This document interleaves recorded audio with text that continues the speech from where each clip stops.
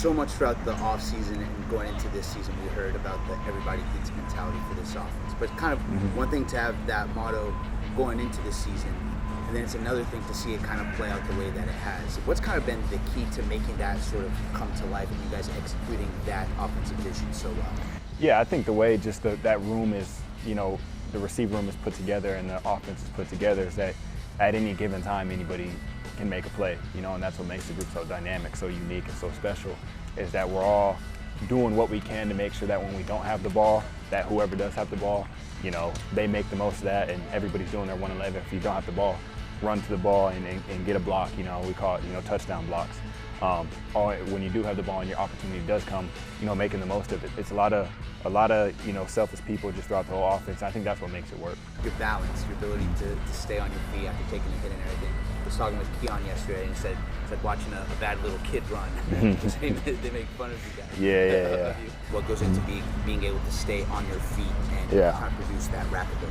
Yeah, I think half of it is just being a ball player, but I do think the other half is my off-season work with Eric Moulds. I work with him a decent amount in the off-season. He lives 10 minutes from me in South Carolina, so I work out with him every day, and just the work that we've been putting in, I've been working out ever since I got into the league in the off-season. Whether it's balance, catching, and just the drills that he's, kind of put into our everyday work, I think kind of goes with kind of what's showing now. So I got a lot of love for him and a lot of, appreciate him a ton, just for, working with me. So yeah, he's great.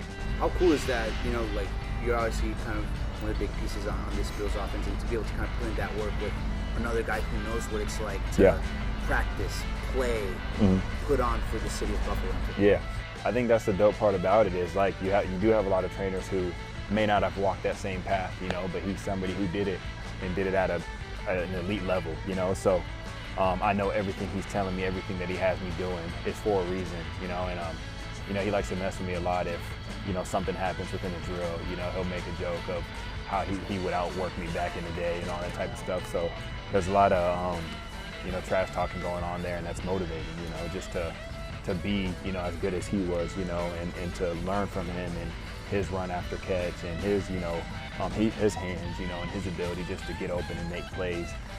It's an everyday work process with him. How much fun are you guys having right now? A lot of fun. It's a lot of fun. The vibe is great.